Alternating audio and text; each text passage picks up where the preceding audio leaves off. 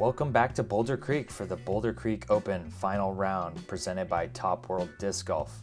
I'm Keenan Dalton of Top World Disc Golf here with Paavo Stubstad. What's up, Keenan? Happy to be back again. Seeing a course I have never seen before, but some players on the lead card I am familiar with. Why don't you tell me about those? Yeah, we got a great card today. Currently, Mike Sale is in the lead after one round, after shooting the hot round at 11 under par. Closely followed behind is Patrick Brown and Top World Disc Golf's Manny Torres, as well as Gavin Gibson. Cool. Looks like a fun lead card. Cool to see Patrick Brown out there still slaying the young guns. Absolutely. He can still hang with these boys, and let's see how he does headed into the final round. Starting it off on hole 1, it's a par 4, 538 feet.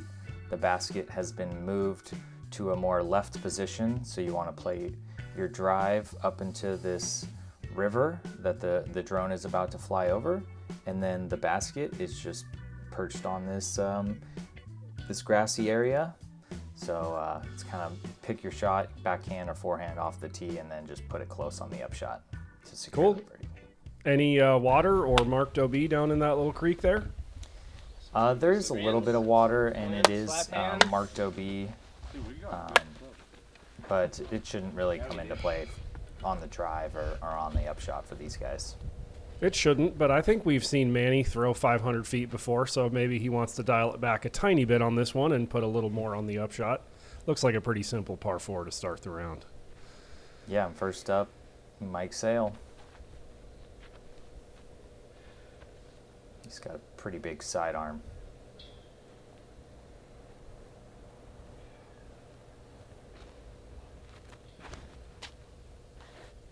Nice, flipping it up almost to flat. Perfect amount of fade. Yep, right at the gap. Should be an easy little chip shot from there. Mike Sale, also the world record holder for number of holes of disc golf played in 24 hours. I forget what it is, but it's like over 1,000.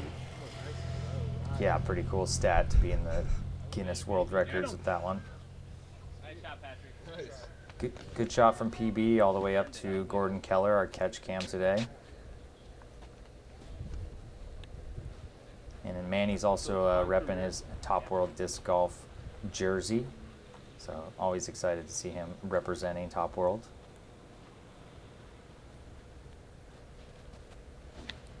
Seeing from the side of the pad, huh? Was it a slick pad or something? Yeah, these rubber tee pads are a little slick, as well as they do have some gopher holes that you can't really see when you're on the tee pad. Yeesh. So they do need a little bit of TLC. So the tournament director did allow players to tee off from the side if they so choose. Okay, good to know. That tee sign looked a little uncomfortably close for teeing off from the right side of it there, but those guys weren't worried about it. 4 good drives. Let's see if they can all dial in their upshots. Yep, here's Gavin from probably a little less than 200 feet.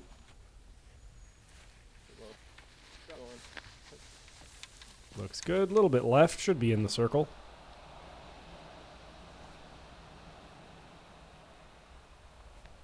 And if you watched our last tournament here, which was filmed in April in Boulder Creek, you'll see that the grass is much drier now, and so it is much slicker for those upshots and for those approach shots. Yeah, Patrick Brown left his upshot kind of awkwardly short there. I was surprised to see that. He's a great putter, though. Yeah, man. Great shot. Perfect upshot from Manny. And should be Patrick Brown up next. Yep. Maybe about 45, 50 feet.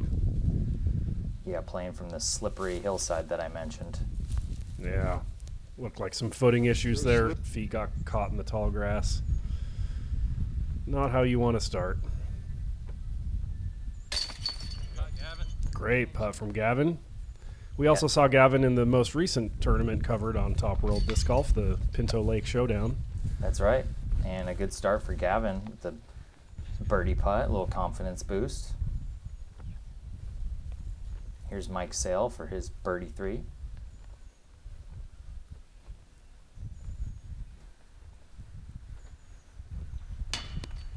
Whoa. Didn't expect that. Well, he's trying to keep things exciting for us. Doesn't want to run away with it. We appreciate that, Mike.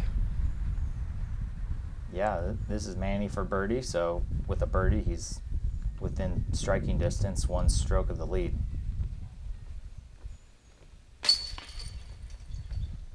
Good birdie. And it looks like we're going to have 2 birdies and 2 pars on our lead card, which is reflective of how the entire field played the hole, as it averaged exactly 3.5, with half of the field birdieing it and half of the field parring it. I had no idea the front of that hill would be that slippery. Yep, Patrick Brown was talking about the footing on the hillside there, saying it was slippery. You could see that with that dead grass. Yep, absolutely. On to hole 2, over the pond, 361 feet, dead straight. There is the OB cart path on the right, but that shouldn't really come into play for these guys. For most of them, it's going to be a fairway driver or distance driver to get there for a birdie look. Manny up first. Nice and high. Flips it up to flat too much, though. Looks like he intended to keep that on hyzer. Yeah, I think he actually threw his putter there. 360 going putter. Manny is something else. Looks like a good line from Gavin. Yeah, great line. Maybe circle's edge, if I had to guess. Tough to tell from that far away. And Mike opting to tee off from the left side. Just doesn't quite get over on it enough.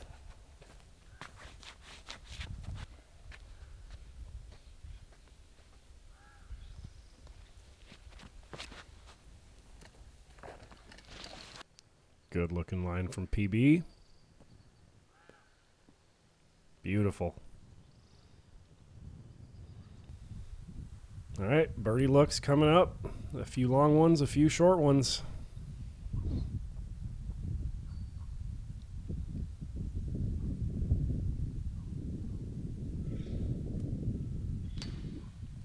Just low for Manny. Putting uphill. Saw Mike miss that short putt on the last hole. Let's see if he can get a circle 2 birdie. It's not really warmed up yet.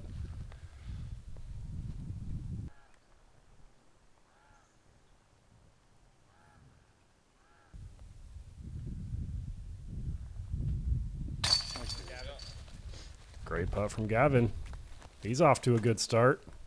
2 through 2. Yeah, he's heating up.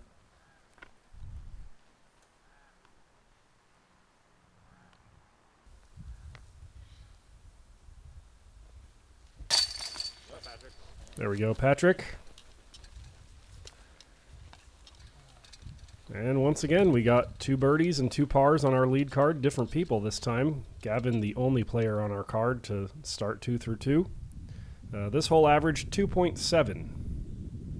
Not bad for a 360-foot par 3. Yeah, the scores are also getting real close with Patrick Brown, Manny Torres, and Gavin all at -10, just 1 stroke behind Mike at -11. Yep, exciting stuff. That's what we like to see. Hole 3, 325 feet. Traditionally, this basket is more on the right side, but it's recently been moved to a straight or more left position. You do have that OB cart path on the right side, which can come into play. For most of these guys, it's just going to be a backhand straight shot. Gavin up first. Can he go 3 for 3 to start? Oh, maybe he can. Got a little lucky through there. Yeah, that'll give him a look. Sure, that was a lot tighter than he wanted it to be. Is there any OB down there in the ditch, in the bushes?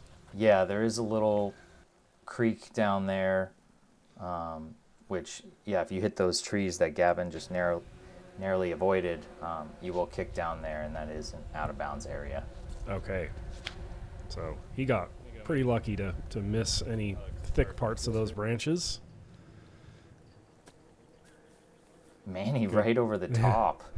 Good ace run. He's going to have a little work coming back for the birdie.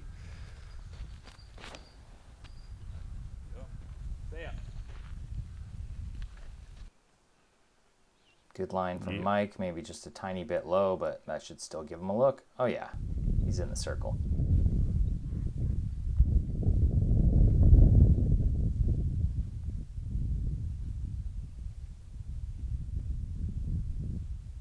It's game face.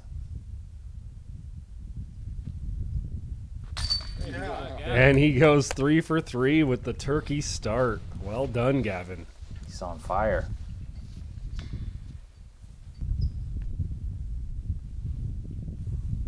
All right, good putt from Patrick on the last hole. Let's see if he keep that going.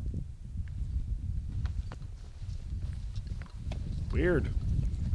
Yeah, you can tell by the flag that the wind is kind of, he had the headwind, but it really dropped out like it was a tailwind, so it's a little swirly out here.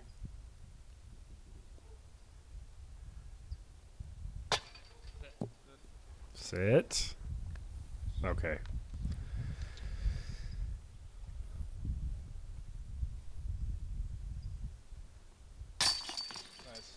Good birdie from Mike.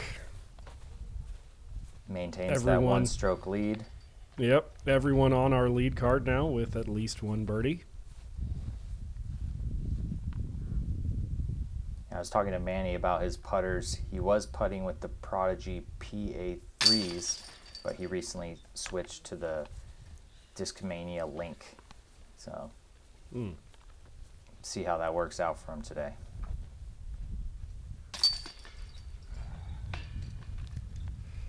Once again, couple pars, couple birdies. That hole averaged 2.8, slightly harder than hole 2. Interesting. All right. Headed on to hole 4, 286 feet. It is positioned on this hillside here, so lots of rollaway potential on a putt bit or even a spike hyzer drive. But pretty standard for these guys. It's kind of an awkward line with this giant bush in front of the tee pad, so it's almost like a flex or a big hyzer over it. Be nice in there. Oh, a little bit short there.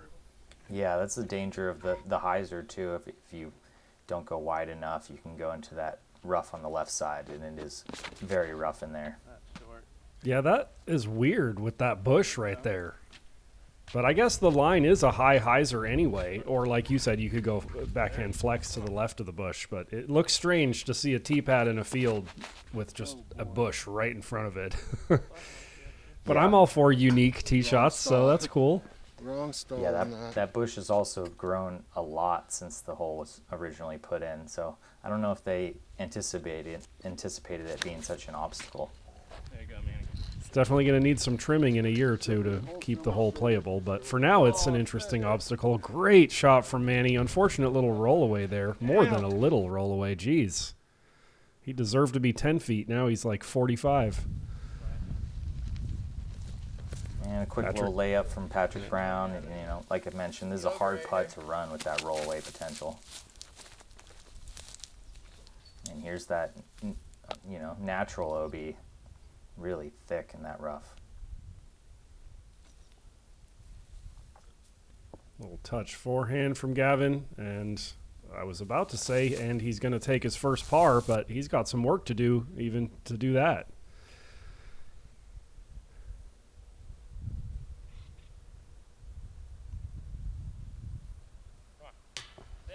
A little low from Manny. Gavin to save the par. Yep. Good save. Yeah, his putter is working for him so far. Mike Sale with the best drive of our group. Ooh, squeaks it over the rim. Good birdie. You might say Manny had the best drive of the group, but with the rollaway, Mike was definitely the closest. And this was a tough hole, average 2.9, only 2 birdies on the day. We just saw one from Mike Sale. The other was from Samuel Christmas. See 286 par 3. You wouldn't expect it to be that hard, but it is really tucked around that corner. The bush makes it awkward. There's thick rough in the circle on the left. Rollaway potential on the green. I can see why it's more difficult now. Absolutely. Here's a must-get birdie here. 225-foot par 3. The cart path long is OB, but the basket is shorter than it has been in the past, so that really shouldn't come into play. It's a pretty standard putter shot for these guys. Yeah, this one averaged 2.2, so definitely one of those holes where a par feels like a bogey. Looks like Mike throwing his harp. Good touch. Yep. Nope.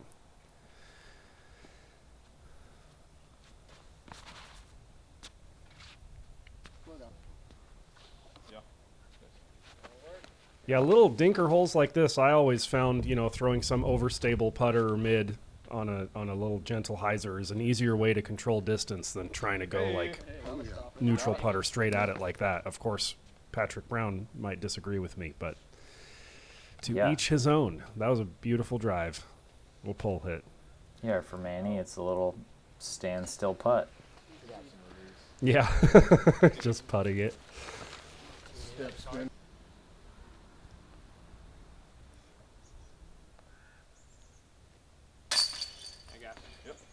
Another birdie for Gavin, and in all likelihood a star frame here, unless we see a spit out or something. Knock on wood.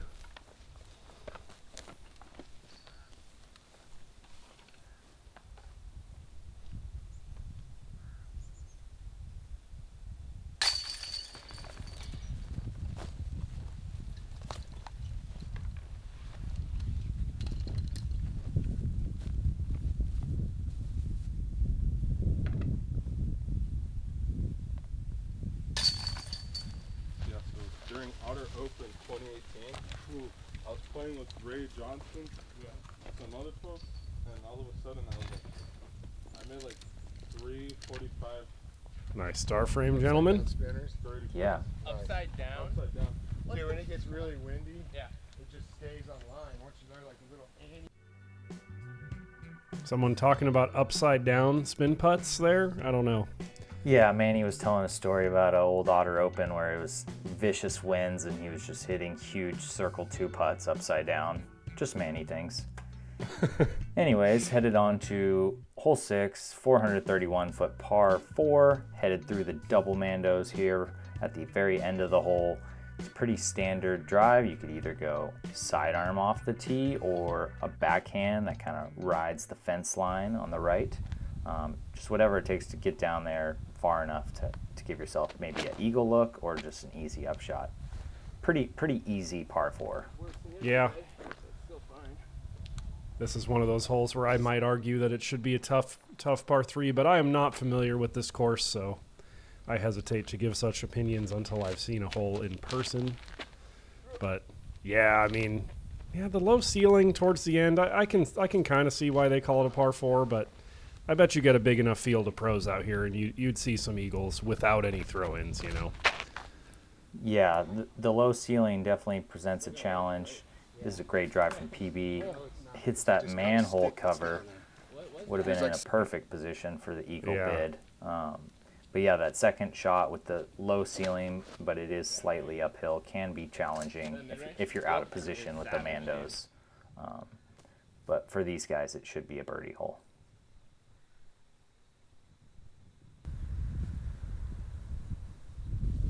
Here's Gavin, a little shorter than he'd like, but still with a good look.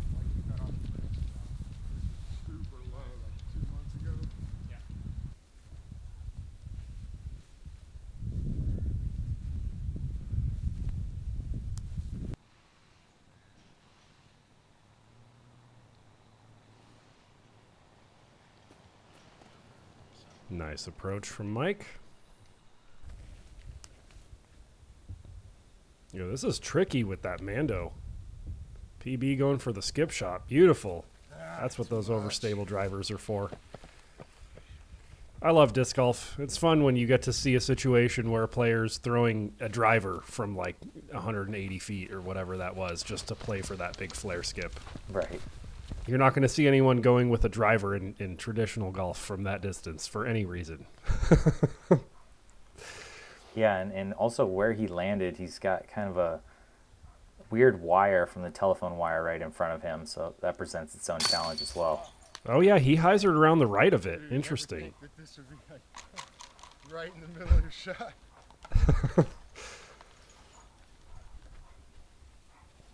Little trick shot around the wire. Trick shot on the upshot and a trick shot on the putt. Yeah. And this is Gavin for his birdie 3.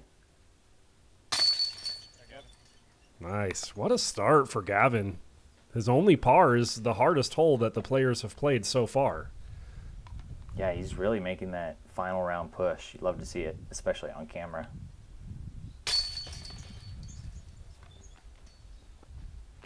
Looking like another star frame. Nice. Back-to-back star frames. This hole averaged 3.3, so very easy par 4, like you said. Previous hole, very easy par 3, so you would almost expect back-to-back star frames there, but still good to see. Yeah. And yeah, hole 7 hasn't changed, 233 feet. You do have the cart path that is about 30 feet beyond the basket that is out of bounds. So that is something to think about. I think the preferred shot is kind of throw a mid-range up into the hillside and have it kind of just skip up there gently, as opposed to something that's going to flare skip out of bounds. Mike with his harp again. Come on, run. Yeah. Circle's edge, maybe. Yeah, probably shorter than he wants. I guess you have more of a death putt when you're putting at that out of bounds. This looks like what you want. Nice guy. Yeah, I thought it was too wide at first, but that's a very overstable disc. Good shot. Check. Perfect. Great shot from Patrick. Switch into this.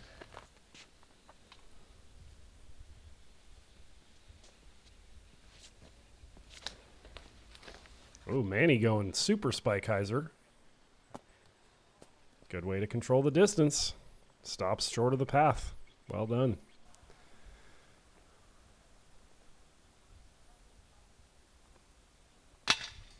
Oh, I was rooting for the star frame turkey or whatever you call it when a whole card gets a turkey on the same set of holes. Right. Here's Gavin for 3 in a row. Yeah, there's a turkey for him. His second turkey of the round, and we're only 7 holes in. Yeah, and now he's pulled within 1 of Mike. Very impressive, and he started the round in 4th, right? Yeah, correct. Here's Manny for the birdie 2. Very nice.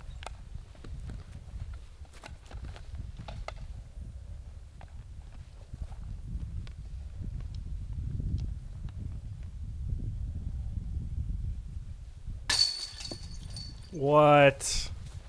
Okay. I'm sorry, PB. Nobody likes to see that. Who do you Yeah. think you are, Isaac Robinson? His left side chains can be unforgiving. Yeah, he putted it a little bit hard too, but I mean there was really nothing wrong with that. That should have stuck. Ooh, par 5.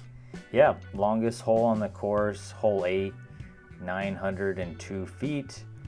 You know, you can throw your drive and your second shot as far as you can, and then after that you want to start going towards the left side here, so the cart path is not out of bounds. The third or fourth shot can be pretty tricky with these trees all around the green, but for these guys with their big arms, they're probably eyeing this up as another birdie hole. Yep. But it is very awkward behind the tee. There's no room for a long run up that you would want, so that does present its own challenge on the drive. I wonder if a player like Manny with his distance is thinking eagle potential on this, or is the dog leg at the very end kind of too sharp to really play for eagle?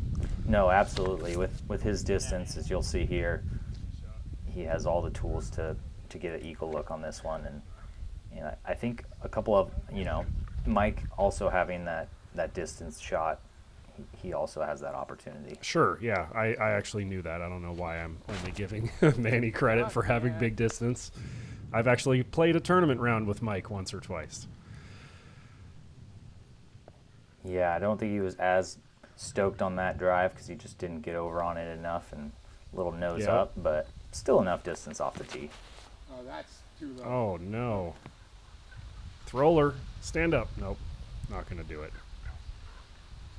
Is that safe over there? Yep, apparently it is. Yeah, usually when I play rounds out here, we do play cart path on and beyond OB up to a certain point, but it was not specified as out of bounds, so Patrick playing it as inbounds. Okay. Yeah, that looks like an area that would normally be OB.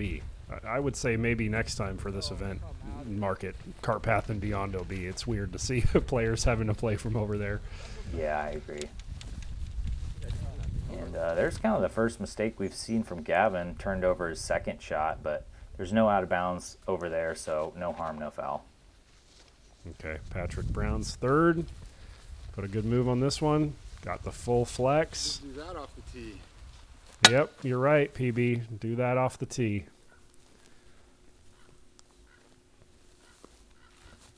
Mike's second shot. Boom. Looking good. Not familiar enough with the course to know if that's at the mouth, but I think it is. Yeah, that was the distance he needed. He should have a look for three, a long look. Nice high hyzer from Manny. Yeah, I think he stood that up a little too much. Maybe wanted a little bit more fade to give the eagle look, but birdie is still obviously in play. Gavin's third. A big turnover shot. Getting the full flex on it. And he's back on the fairway. Should still be able to play for a birdie. Or for a par, my bad. Correct. Yeah. And here's PB's fourth shot. Oh, just a couple feet too high. Looks like he was going for that low skip shot just below those branches. Almost got it. Gavin with the spike hyzer approach. Where is... Okay, he's got a look to save the par. I'm rooting for him to stay bogey free.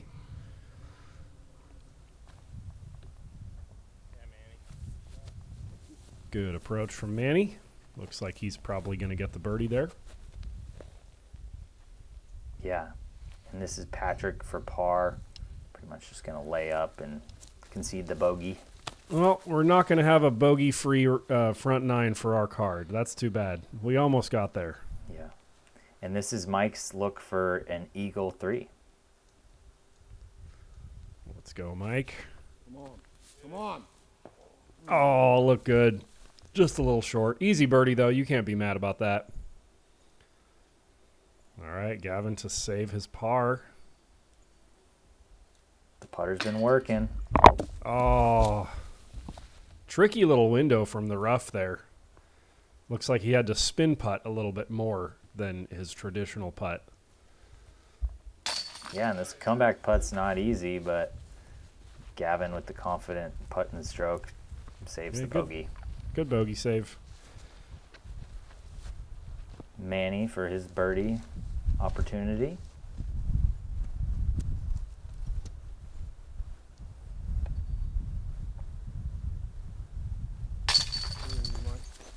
Good birdie from Manny. Yeah, this hole averaged 4.9, right around par with a good number of birdies, but a good number of bogeys for our field also. Good scoring separator.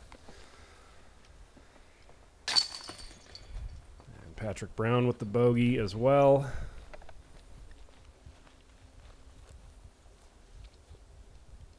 And Mike with the easy birdie.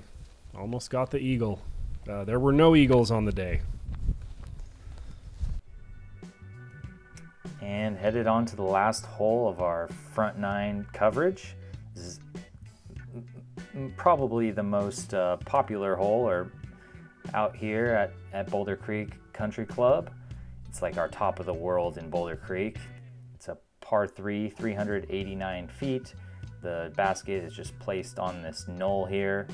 There's not really too much OB to worry about unless you went really long into that road or shanked it left into this little pond area. So I think these guys are hoping to, give it an ace run and secure the birdie. Does look like some pretty thick natural OB deep right of the pin. Yes, you don't want to go long into the redwood grove. So these guys are probably going to be controlling the distance with more of a hyzer throw. Yep. And the sidearm does play as well, so we'll see how it works out for Mike. Yeah. Looks good out of the hand. Oh, beautiful. Great shot, Mike. Way to bounce I drove back. by this today, and I was like, I'm getting this hole today. I guess it's not a bounce back. Just because he missed that eagle putt, it feels like a bounce back to me. But you can't say bounce back after a birdie, I guess. But good back-to-back birdies. Yeah, and this is probably one of the slipperiest tee pads. There's not very much grass up here. It's mostly sand, so a lot of times that does get onto the rubber tee pad and presents a little slipping hazard or just second guess your footing. But PB making easy work of it. That looks good. Like Needs to get identical back to yesterday, left. but better. Look at that. Beautiful. Now there's an actual bounce back. Good bounce back, Patrick. Just don't putt too hard this time. Gavin with the circle 2 look. Yeah, Gavin. Nice. Man, this card overall is playing really well. This is fun to watch. So good. Gavin with a single par on the front 9. Exciting battle. Good putts, good drives. And another birdie for Manny. That's 5 in a row now. Very nice. But after Mike's slow start on the first 2 holes, he's turned it on, remembered how to play golf. That's right. Proving tough to catch. You gotta say, PB, somebody's closer. Wow, this hole averaged 2.3. I mean, I know it's downhill, but for, 70% of the field to birdie a 390-foot hole, that's very impressive. That's true. And yeah, that'll do it for the front 9 coverage. Here's our card summary. Mike Sale and Manny and Gavin are shooting a 6 down so far. So Manny and Gavin are just a couple strokes behind Mike headed into the back 9. We'll see if they can make that, back 9 push to take down the win. Exciting stuff. Come back and join us. See you there.